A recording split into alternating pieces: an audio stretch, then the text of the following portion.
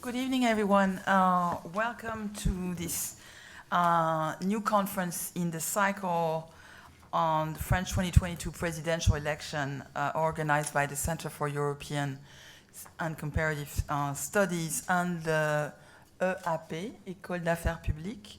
As I can see, you are all fascinated by the presidential election and immigration issue. I think it's more like a seminar type event, but that means you will actually get time to ask questions and debate with our great speakers. As I said, this is part of a cycle on the presidential election. We've had, I think, sessions, or we will have sessions on the environment, on social policy and pension reform, and today we focus on immigration and border control. And basically trying to focus on the relationship between this particular policy issue, how it's constructed and framed, and political and electoral dynamics. And we've chosen to do it in comparative perspective, focusing on France, but also focusing on other liberal democracies where the immigration issue has become a sort of ideological marker or a mark of cleavage in elections.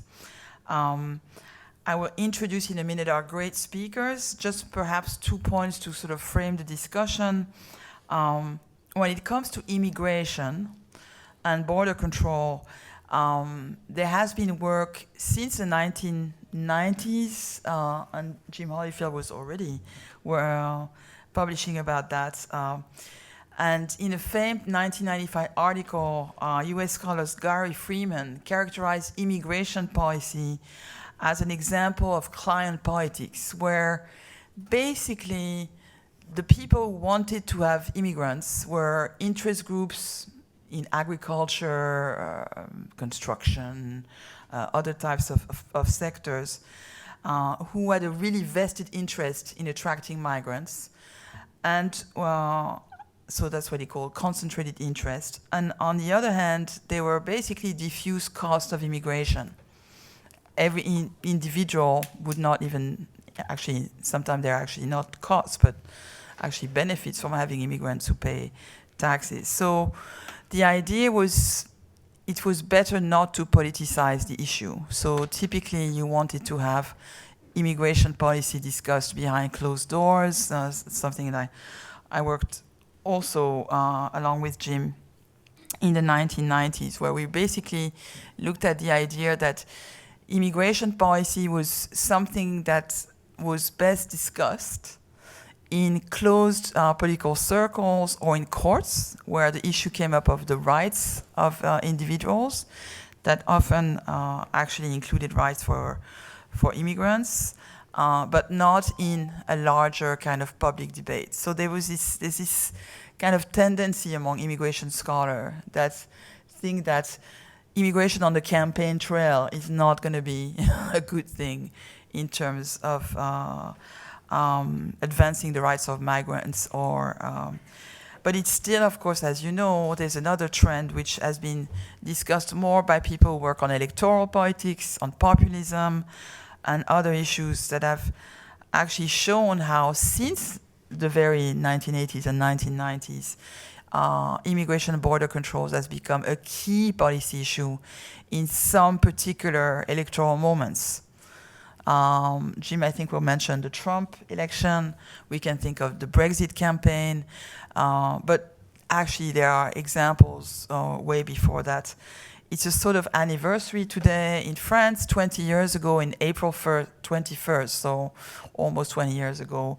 For the first time, there was a candidate of the extreme right called Jean-Marie Le Pen who was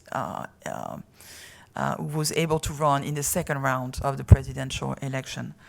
And there's been a lot of discussion in political science and political sociology on immigration as a new line of cleavage, sort of overcoming also the left-right cleavage. There's this horrible word called galtal. You know, there's this idea that there's not just a left-right cleavage, but a cleavage between the green alternative libertarian, who would be pro-immigration, and the traditional authoritarian nationalist, who will be against immigration, GAL-TAN. Of course, this has been criticized, but there's definitely a discussion around this issue. So I think it's a great occasion to take this particular election, where, of course, a number of candidates that I think Nona will talk about on the right, on the radical right, have focused on immigration and border control to try to understand the role of immigration and border control elections, and at the same time, what can we hope will come out of these elections in terms of policy. So it's my great pleasure to introduce two pioneers in their respective fields who have focused on immigration and electoral dynamics. First, Nona Meyer, who is CNRS Director of Research at the Center for European Studies and Comparative Politics. Nona works on a lot of things, but at least three are very relevant to our discussion today. She was, of course, one of the first ones to work on the electoral dynamics of what was called then le Front National, now called le Rassemblement National, and more generally on populist radical right in Europe. She's also very much involved in studying, analyzing, collecting data on the transformations of racism and anti-Semitism, as she's the co-director of an annual survey on racism coordinated for the National Commission on Human Rights in France, with other colleagues actually from CE, and such as Thomas Vital, Vincent Tiberi, Guy Michelin, Yuma Ando, j'espère que j'ai oublié personne. And also she works on intercultural relations. And Nona, I think, will focus on the French case in historical perspective. Then I'm very happy to welcome James Holyfield, whom I will call Jim, because I've known him for a long time. James Holyfield is Ora Nixon Arnold Professor in International Political Economy and Director of the Tower Center at SMU, which stands for Southern Methodist University in Dallas, Texas. He's also a member of the New York Council on Foreign Relations and a global fellow at the Wilson Center in Washington, D.C. This year he's a visiting fellow at he's a fellow visiting the Institute for Advanced Studies here in Paris. As I mentioned before, Jim has been working on the relationship between the politics and policy of immigration for a long time. This year, the fourth edition of his pioneer work on controlling immigration, a global perspective, is coming out. So we're very happy to welcoming him to sort of expand from the French case into other cases, including in North America and Europe. So each speaker will speak for 20-25 minutes, and then we'll open it up for discussion. We have plenty of time for that. And thank you very much, Nona, for starting us with the discussion. Thank you, Virginie, for inviting me at this conference. And as you said, I'm going to focus on the French electoral scene at the eve of the presidential election and the weight of the immigration issue in this campaign. So these are the two characters that are weighing on this campaign. You recognize them. I don't need to name them, I suppose. So what I try to show, if you listen to journalists from abroad, they really have the impression that France is obsessed by immigration, that there's rising intolerance and anti-immigration sentiment, that we are on the verge of the possible victory of an extreme right candidate, of a democratic accident. And I'm going to try and show you that the reality is, of course, a little more complex. So my focus will be in electoral sociology, social science perspective, detached as much as possible, and based mostly on survey data. And I'll see two different sides of the same coin. First, the candidate's position on immigration issues, the supply side of politics, and then the voters' perceptions, which are not exactly the same. So if we look on the side of the candidates, of course, you have an Eric Zemmour effect. He is giving more than ever saliency to the immigration issue. It's at the heart of his campaign. And he has pushed it at the heart of the campaign of the right and of the other radical right candidates. He is, of the three populist radical right candidates that we have, Dupont-Aignan, Marine Le Pen, Éric Zemmour, he is the most radical by far. He is the one who put forward the conspirationist theory of the great replacement. France is overwhelmed, is going to be submerged by the waves of immigrants coming from Africa and more specifically Muslims. And his proposal is remigration, reverse the flow, and his first measure would be to create a ministry of remigration. Two, he has a very assimilationist approach in direct line with the extreme right theories of the 30s, and more specifically Charles Maurras, with the four enemies of France, which were the Jews, the aliens, the Freemasons, and the Protestants. And he goes as far as to ask that parents of foreign ascent, give their children a French name and bury their dead in France. But beyond Éric Zemmour, there has been overbidding, one-upmanship on immigration policies. In the campaign, somebody which is rather moderate, like the candidate of Les Républicains, Valérie Pécresse, started speaking of the great replacement too, and she has referred to naturalized French as français de papier, paper French, fake French. And if you look at the measures of these three radical right candidates that I named before, they are very converging. They all want, first thing, a referendum on immigration. They want to suppress the jus soli, the right of, if you are born in France, you get French citizenship when you reach your majority. They are against family gathering. They are, of course, all for national preference, that you keep the jobs, the social benefits, housing for the French.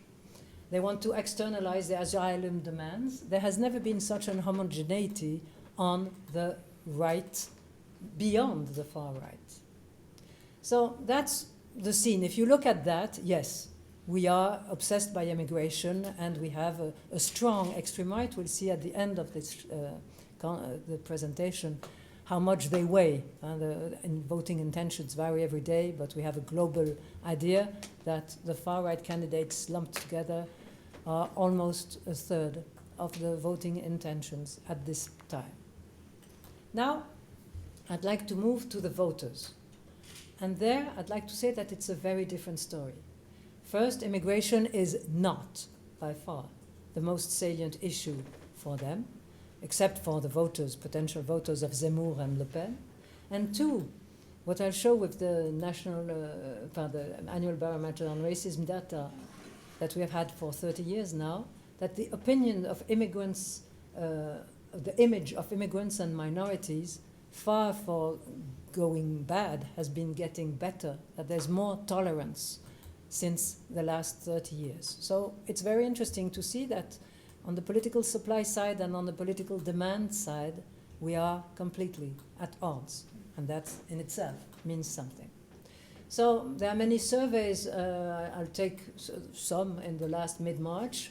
They asked if these list of problems were the most important problem or not. You see that 72% of the adult potential voters consider immigration is not the most important problem, but it goes from 90% on the extreme left to 22% on Zemmour voters. That means you reverse it, that for them, by far, immigration is the most important issue. Are against family gathering, 46% of the electorate, but 80% of Marine Le Pen and Zemmour voters, 21% on the left. Last, the idea that there are too many foreigners in France, 90% of the voters of Marine Le Pen and Zemmour, 49% of Macron's voters, 30% of La France Insoumise. So what you see is that the majority of the population of the voters are not against immigrant foreigners, but that there are enormous cleavages as you move from the extreme left to the extreme right of the political spectrum. So what you must remember of that is that there is that division, that cleavage, and that the left-right cleavage has not completely disappeared. There you have a very clear left-right cleavage.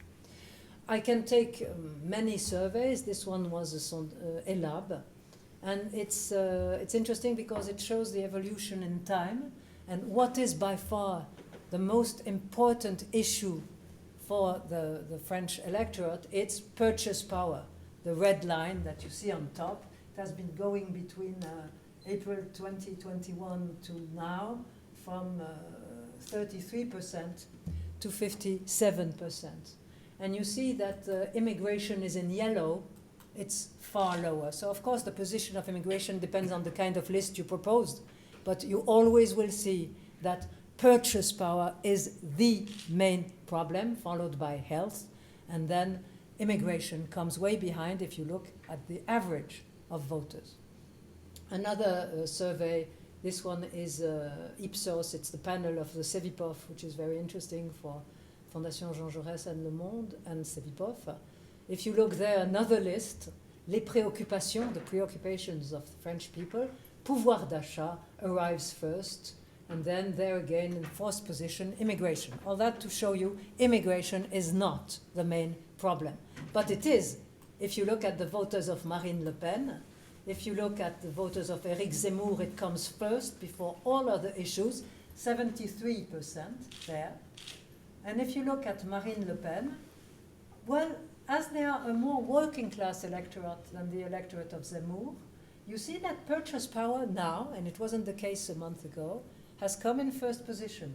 But there still is 54% of these voters who put immigration ahead. So you clearly have that left-right cleavage, and even enhanced if you move from the extreme left to the extreme right. Now I'm going to, how many minutes do I have left? 10? Very good. I think you're doing fine, actually. Yeah? Okay. Yeah. So now I'd like to move on the evolution of the opinions towards immigration and minorities in France. We have an exceptional set of data, which is the annual barometer on racism done for the National Commission for Human Rights. And that's an index of tolerance, actually. It sums up the results of 69 series of questions, which have been asked at least 3 times over that period of 30 years. And it's the creation of Vincent Tibéry, who is in the same team for the CNCDH. And what do you see? The index varies from 0, if you never gave the tolerant answer to all these questions about minorities, foreigners, and migrants, to 100, if you always gave the tolerant answer. Well, you see that in the 90s, you go as low as 44%, especially down there. You see a very low. And then you see the general trend is going up with ups and downs. And there we are at 66. So we have moved forward. There has been more tolerance. There are ups and downs. It goes up when you have la Coupe du Monde de la Coupe du Monde de foot. There you have a wonderful moment of fraternization and the tolerance index moves up. Then it moves down when you have the riots of 2005 attributed to immigrants, Muslims and Africans. It goes up and down, but the general trend is going up. And that's something which is paradoxal at first sight. What if Vincent was there, he would tell you it's linked to the generational replacement. These are cohorts by year of birth. The red ones are the elderly, and the blue ones on top, it's the young ones. Every new cohort is more tolerant than the cohort that were born before. So there is a generational dynamic that goes against intolerance, and one forgets that. 2, these young generations are also more educated. And there again, on top, you have those who went to university, and then in red below, those who've not got no study or only primary level. And there again, you see that all these groups follow the same line, but the more educated you are, the higher will be the index of tolerance, 72 for those who've done more than 2 years at the university, to some 58% for those who haven't gone further than primary level. So there is a kind of logic there, and besides, France has become a more and more multicultural society. All that plays in favor of more tolerance. But, as I said beginning, there are very strong political cleavages. It's just there, the index of tolerance, according to the position of the person on the old left-right scale.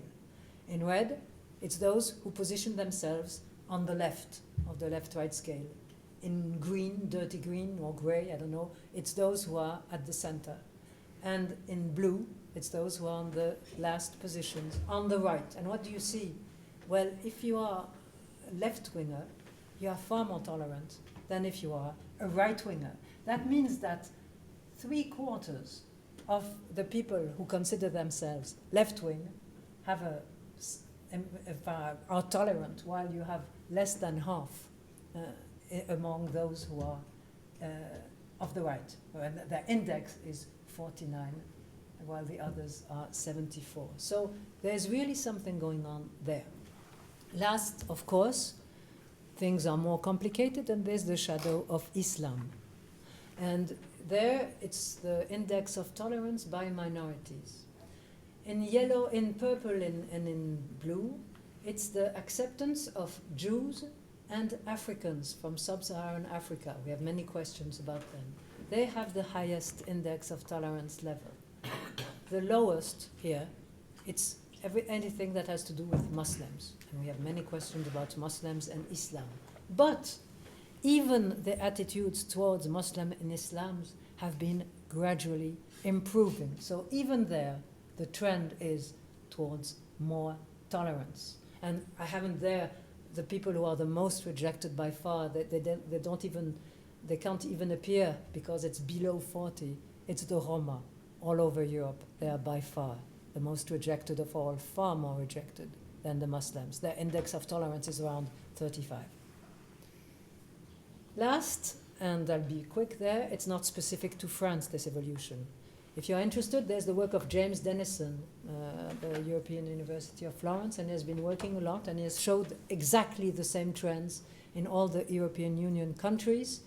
Immigrants are more accepted, and minorities. But what varies is the saliency of the issue of immigration by country, and it all depends on political framing and on the weight of the radical populist rights. And he's done a very interesting work on the existing narratives about immigrants, and depending on the narrative you put forward, you have a good or you have a bad image of immigrants.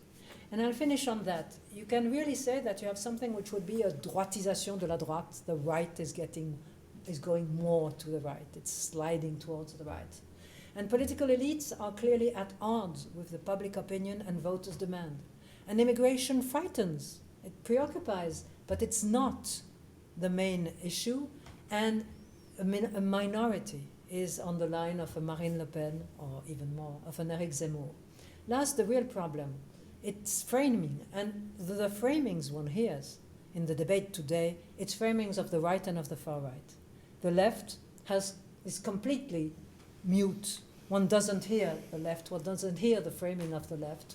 In the media and in the campaign, you hear but the right and even more, the far right.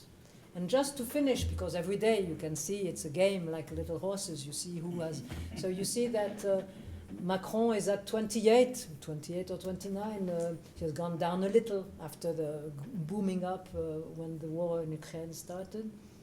Le Pen is at 20.5. It's averages. And Zemmour is down at 11. So what can you say of that? Well, that, yes, if you add Marine Le Pen and Zemmour, you have over 30% of the vote. But be careful of these voting intentions. The game is not over yet. These are results of access panel online surveys. And we know that there are biases. All surveys have their biases, but online surveys are not representative of France as a whole. There are many categories that never would answer online. There's the digital fracture. There are categories that are not represented in the surveys. We've done a lot of study on that. 2, we have never so close from an election seen such a number of people who are ready to abstain, around 30%. It's a record for a presidential election. And last, even if they are ready to go and vote, we have never had so many people who are still undecided, who almost a week before the election do not know for whom they are going to vote. So take with a lot of caution these things. The real issue will be abstention, turnout. It's a differential rate of turnout which will explain who is going to win and who is going to lose in this election. And there is a weight of immigration, but purchase power will be even more important. Thank you. Merci beaucoup, Nona.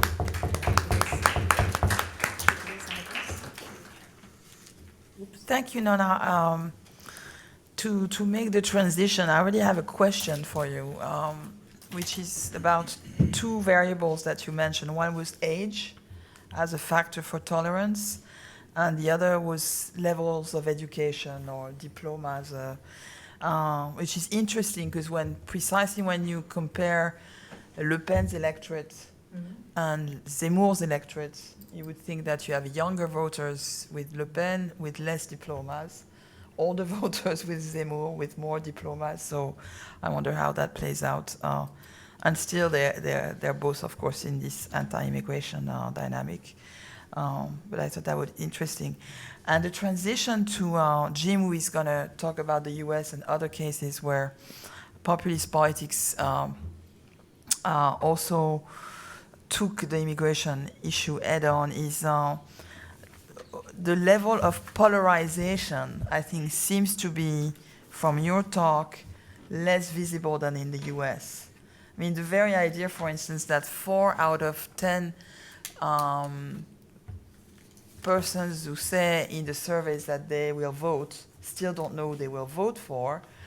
In the US, I don't think that's, the way we read polarization in the US is, of course, you're going to vote Democrat or Republican. You're going to read a Democratic newspaper or watch, you're going to listen to NPR and, watch CNN. You're going to, in France, it seems that although there's been a lot of Trumpist evolution in terms of the media, I'm thinking of, what's it called, CNews and other things, but maybe we're not at the same level of polarization. I don't know. We'll see what Jim says about that.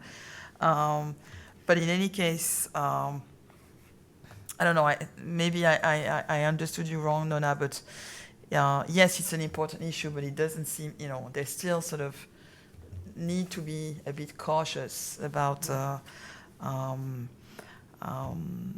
whether this issue really is the one issue whereby all of the left-right cleavage functions. So, Jim, you have 25 minutes now to talk about populism rising. Okay. Well, I assume everyone can hear me just fine out there. First of all, let me just say it's nice to be back at Sciences Po. I was a student here like many of you, 40 years ago, believe it or not, long before most of you were born, here studying economics, maybe even before Virginie was born. But we all have one thing in common. We go back to Cambridge, Massachusetts, to the Center for European Studies at Harvard, where I worked for a number of years and was running the French study group there with Professor Stanley Hoffman and Professor George Ross, great scholars of France and the US. And I think I met Nona first time coming up the sidewalk there at 5 Bryant Street at the old Center for European Studies at Harvard. For those of you who know something about Harvard, you'll be familiar with the Center for European Studies. Virginie was just a very young, wet behind the ears graduate student. I remember starting her PhD at Harvard. So we've known each other for a while. And I've been working on this issue for about 40 years, so I've been thinking about it a lot. And when Virginie asked me to do this talk, I was thinking, what would be of greatest interest to an audience like this. I'm sorry that we're in this big amphitheater where everybody is so spread out. It would be nice to pull you all up here near the front so that we could have a more seminar-like environment, but I guess we can think about the spirit of Jean Moulin being in an amphitheater named for the great French resistance hero. That should lift us all up and make us really interested in what's going on in politics and history. So I decided that I don't know how many of you in the room, I don't know what your nationalities are. I suspect most of you are French, but maybe not all of you.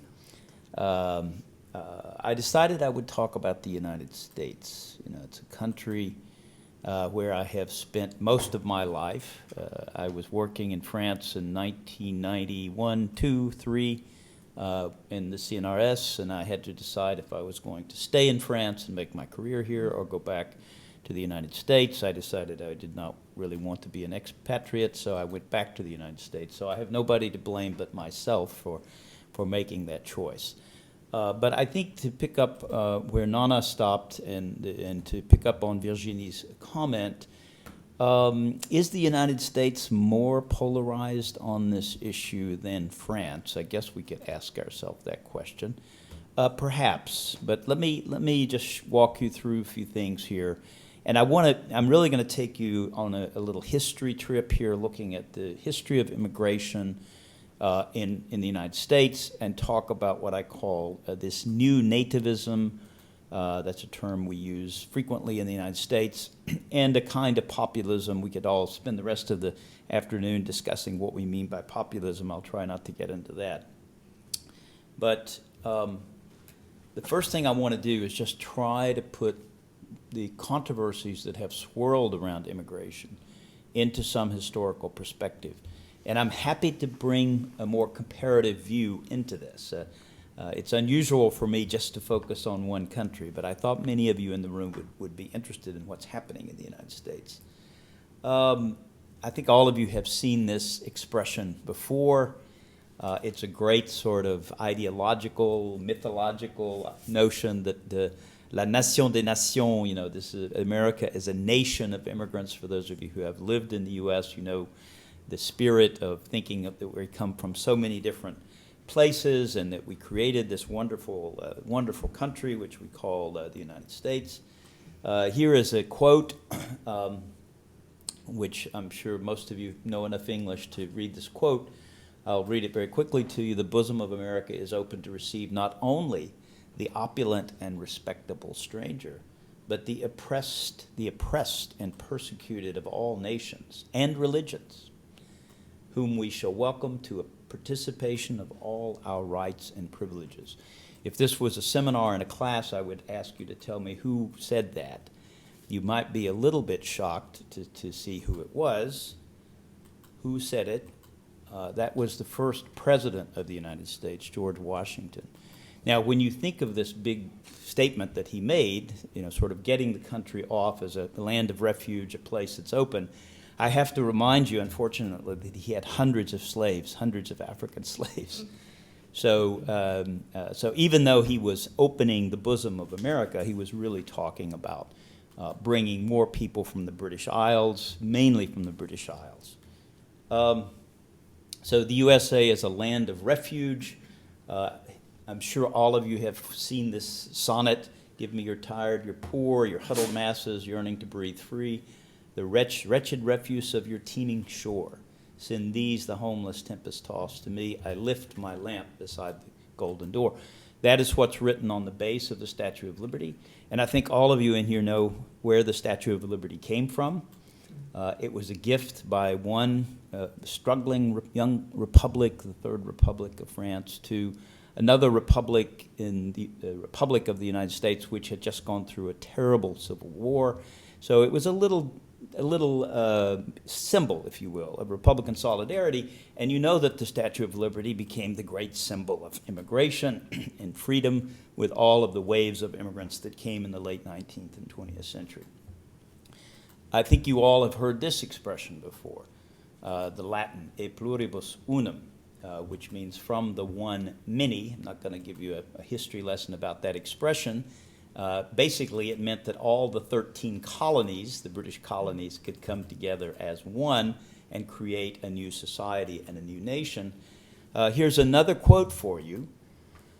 I'll give you a moment to read this and let it sink in. I don't know if anyone of you in this room is of Italian heritage or background, but this is a quote that Italians are murderers and bootleggers. They should go back where you belong.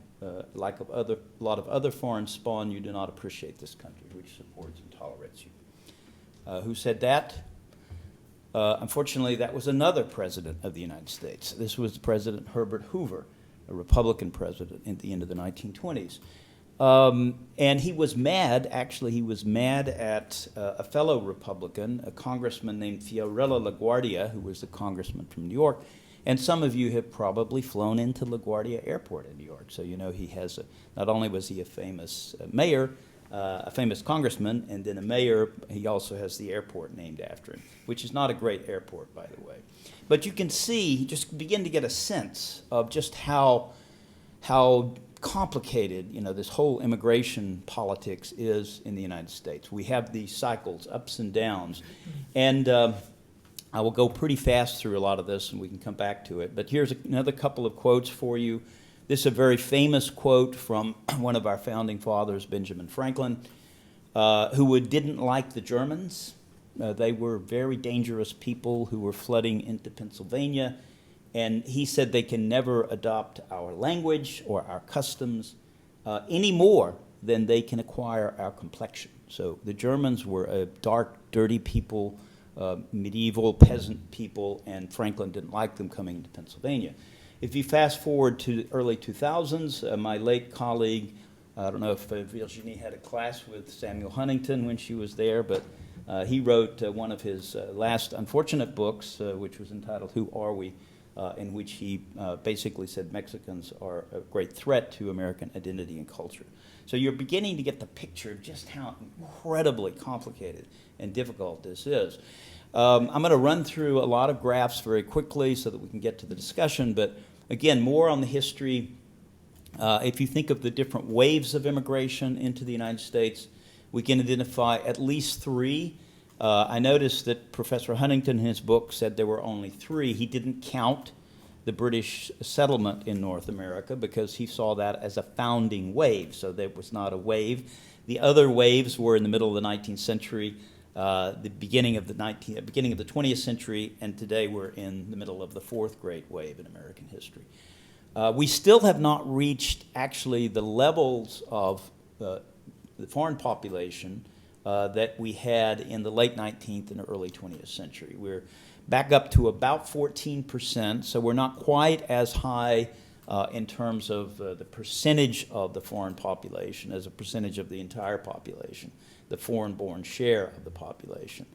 But we are getting there. Immigration certainly has been going fast. I'm probably not going to have time to go through all of this history. I'm going to gloss over some of it. But if you want to take away sort of an argument or an idea from my talk, something for your seminars or your writing about this, I would say when you look at what's happening in the United States in the past 10 or 20 years, especially the election of Donald Trump, basically it's back to the future. I mean, we're back in another wave of anti-immigration, anti-immigrant politics, similar to what we saw in the 1920s and 1930s. I think I'm going to skip over these three models that are models of American immigration policy and history. So we're basically, having gone through another great wave of immigration, we're in the middle of a very messy politics of immigrant assimilation, and we are back with a new and very virulent form of nativism, which I would say takes us back really to the 1920s. And when you think about the politics of immigration, I'm not going to spend a whole lot of time on this because I've got lots of articles and books about it. You can go read it. But I would just say this: immigration is every politician's worst nightmare, because it pulls you in at least four different directions. If you're a politician, do you focus more on what kind of immigrants you want, how they're going to fit into the labor market? Do they have skills? Are they unskilled? That's the market dimension of migration. But don't forget, you can't, people are not shirts. You can't just bring people in and they're not disposable. You can't get rid of them when you don't need them anymore.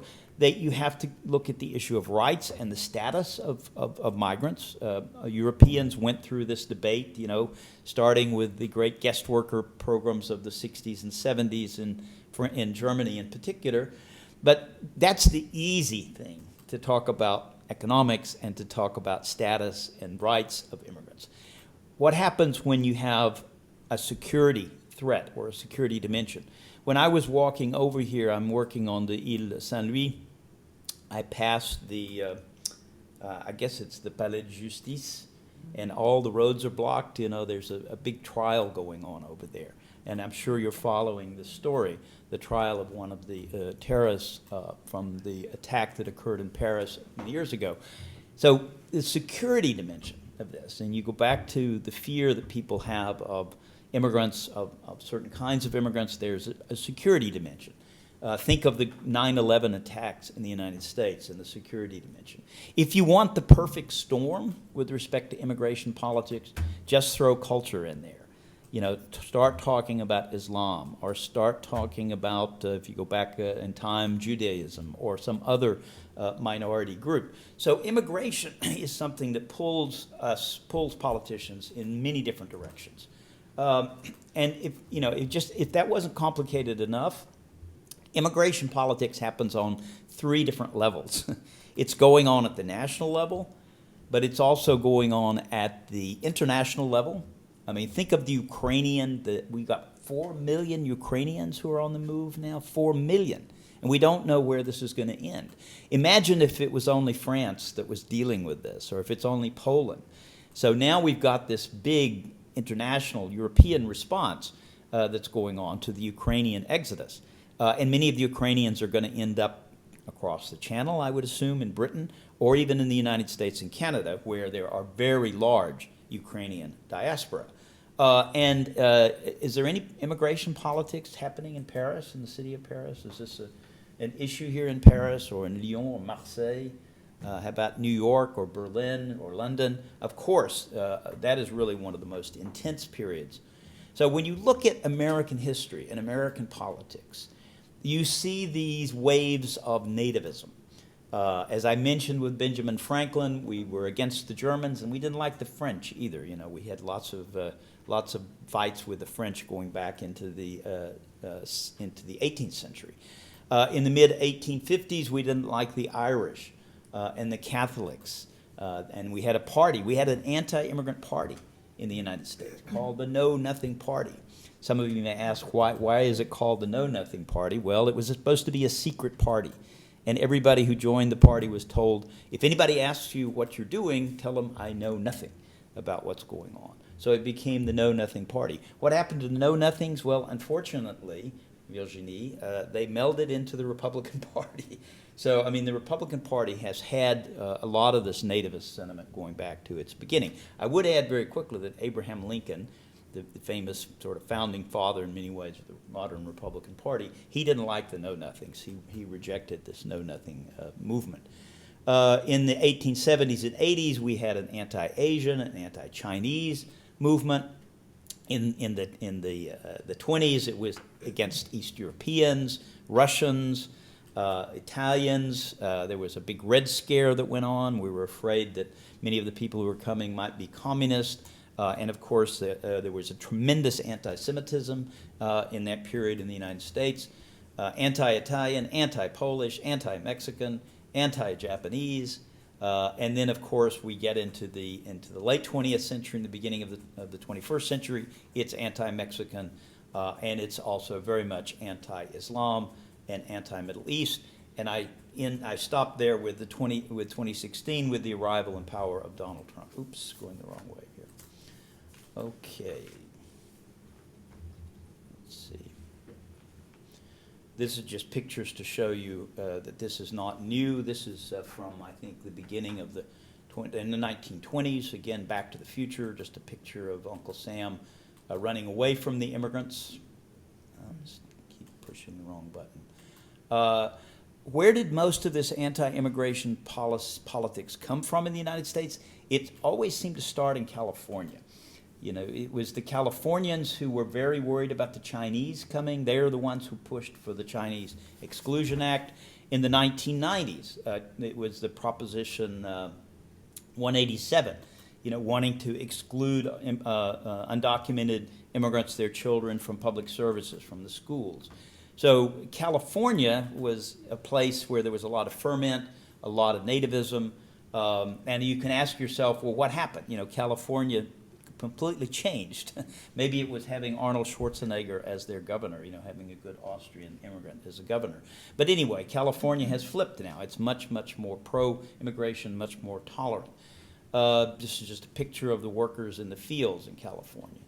I think I won't spend too much time talking about Governor Pete Wilson. Some of you may have heard of him. He managed to get himself reelected in 1994 on an anti-immigrant platform, but then his national campaign collapsed and he disappeared. Nobody ever heard from him again. So that turned out not to be a particularly good move for him, and it was the beginning, the turning point, really, for California politics. So this new nativism, where does it come from? And I'd love to get Nona and Virginie engaged on this. Why are so many Americans anti-immigration? Why are the French? Why do you have a 30% of the French who seem to be opposed to immigrants? Is it racism? Is it just ethnocentrism? Is there some traditional conservative value? Is it something to do with their material self-interest? They don't like the competition. Or is it some other symbolic threat? Is it Islam? What specifically triggers the formation of these anti-immigration attitudes among Americans? And you could ask the same question about the French.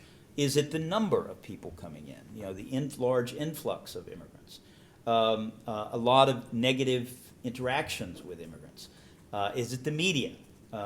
Is it simply the political candidates? I mean, this is what my colleague Nona was suggesting, that it's largely the way these are framed. It's the way the candidates talk about immigration. Or is it something to do more with the economy, with the macroeconomy and income inequality? These are all sort of questions that political scientists wrestle with. Here's a very old survey. Do you think immigrants take most jobs away from your country? You can see the U.S. is pretty high. France at this point is not so high. Italy somewhat higher. Britain somewhat higher. So that's a question that's often asked. You know, are immigrants coming and are they competing? We can talk more about that in the discussion. Why does immigration become a salient political issue? Political scientists are very, very interested in what raises the salience of an issue. One of our colleagues, Martin Shane from NYU, who was here, I think, a week or so ago, has written a lot about this, the salience, the percentage of voters who believe immigration to be an important issue. If you just look at the 2016 election, if you take all the voters in the United States, this is when Hillary Clinton was running against Donald Trump, only 13% of Americans thought this was a top 4 issue. For Clinton voters, only about a third of them thought it was a big issue. For the Trump voters, this is in 2016, 2/3 of them really thought that immigration was a top issue. So Trump obviously made immigration his signature issue, riding this wave of nativist sentiment, or perhaps helping to build a wave of nativist sentiment. You mentioned the proposals of Eric Zemmour, you know, for a remigration. Trump's great symbol, of course, was the wall. And the wall turned out to be a great campaign slogan for him. We're going to build a solid wall, sealing Mexico off from the United States. And of course, this is a very famous picture of him giving a speech. He said, we're going to ban Muslims and refugees. We don't need people. He said bad things about African immigrants. You may recall, I won't even repeat what he said there. So clearly the United States is back in a very strong nativist politics. So let's take a quick look. I'll try to finish in 5 or 10 minutes. Let's take a quick look, as Professor Mayer did for France. Let's look at public opinion and think about where Americans are on this and what's happened to this idea of America as a nation of immigrants. This might be a little bit hard to see, but I will quickly summarize it for you. This is a 2020 poll. Immigration does not make the top 10. And Nona, these look familiar to you, don't they? I mean, these are almost exactly the same issues that are of concern to the French. The French are worried about the economy, the cost of living. They're worried about health care. You don't have a Supreme Court in France, so you're not, fortunately, you don't have to worry about that. Coronavirus was obviously a big issue. And, you know, I will go out on a limb and say Donald Trump he probably would have been reelected had it not been for the pandemic. You know, this is one of the things that really destroyed his chances for reelection. Violent crime, foreign policy, gun policy. Foreign policy's down like 6 or 7. Race and ethnic inequality is an issue. Immigration, I think, comes in like number 9 on the list. So there's some evidence that, you know, the U.S. is not as upset about immigration as one might think. Nana, here is the latest Gallup poll on this.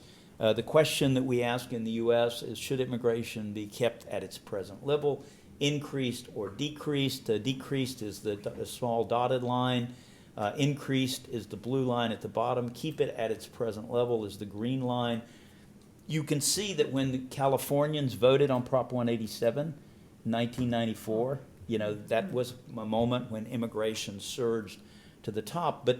But if you look at this is somewhat odd. I mean, it's the same thing that Professor Mayer was talking about. I mean, it doesn't look like, you know, the trends for decreasing immigration are going down, keeping it at its present level. And look at the blue line. The people who want immigration increased is going up. So what's going on here? I mean, maybe some of you in the audience can help us to understand this or explain it. It looks to me like there's actually more and more of a consensus. Does that mean we're becoming more tolerant? Then you have to ask the question, why did Americans vote to elect a guy like Donald Trump as president? Well, here you can see, and again, this reflects the same thing that Professor Mayer was alluding to. The Gallup poll shows that immigration is as the most important political problem. And I think, Virginie, you alluded to the fact that we only have Democrats and Republicans in the U.S. We do have these people we call independents. They're in the dark dotted line. The Democrats are down in the light dotted line. The overall line is in the middle. So if you just look at the number of people who really think immigration is the most important issue, it's only about 1 in 5 voters. But by November of 2018, for the Republicans, it's going up to almost half of the Republicans. So there's something to be said for the fact that Donald Trump really brought this issue to the fore, used it to get himself elected, and whipped some Americans, I should say, into a frenzy over immigration. Obviously, you could draw analogies here between France and the U.S., but looking back in time, how the Irish were treated in the 19th and 20th century. You can read books and articles about how the Irish became white because they were not considered to be acceptable immigrants in the United States. They were Roman Catholics. They were considered to be very violent people, prone to drink, and of subhuman intelligence. That's what people said about the Irish in the 19th and 20th century. And of course, we know that Donald Trump started his campaign famously by saying that Mexicans were mostly rapists, murderers, drug traffickers, and just for effect, he said, and maybe there are some good people among them as well. Very quickly to look at some of the numbers, the Mexican component of immigration has been very high. 11.7 million Mexican immigrants live in the United States. About 5.6 million of those people are sans papier. These are people who are not documented. The Mexican population in the United States peaked in 2007 at about 12.8 million. Mexican origin people, that is immigrants plus their children, about 11% of the total U.S. population. So Mexicans are by far the largest national origin group in U.S. immigrant population, followed by China. This just shows you how Mexicans became such a large and important part of the U.S. population. They were not important. A little bit of a blip in the 1930s, but the Mexican population really takes off in the 1970s, 80s, 90s, and 2010s. And you know, this, I'm sorry to go fast, but I want to get through some of these numbers. Are we okay? 2 minutes. 2 minutes, okay. Well, then I'm going to have to really go fast. So you can see from this data from 2017 that immigration in the U.S. is becoming more diverse. We have more Asians in particular, who are now more numerous actually than those coming from Mexico and North America. Also, African immigration has been on the rise. So I've got a lot of things about the numbers here. I may just run through them for a couple of minutes and show you. Immigration, by the way, since Trump came to office and with the pandemic, immigration has gone way down in the United States. We were running at about 1 million legal immigrants a year. It's now down below 600,000. Trump, as you know, tried to stop all refugee admissions to the United States, and his government used every trick in the book to try to stop legal immigration as well, cutting the refugee ceiling down to virtually nothing. This just shows you the breakdown of the immigrant population in the United States. The unauthorized population is really the largest segment.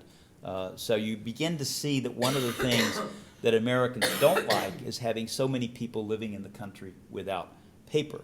But unauthorized immigration in the U.S. has stabilized.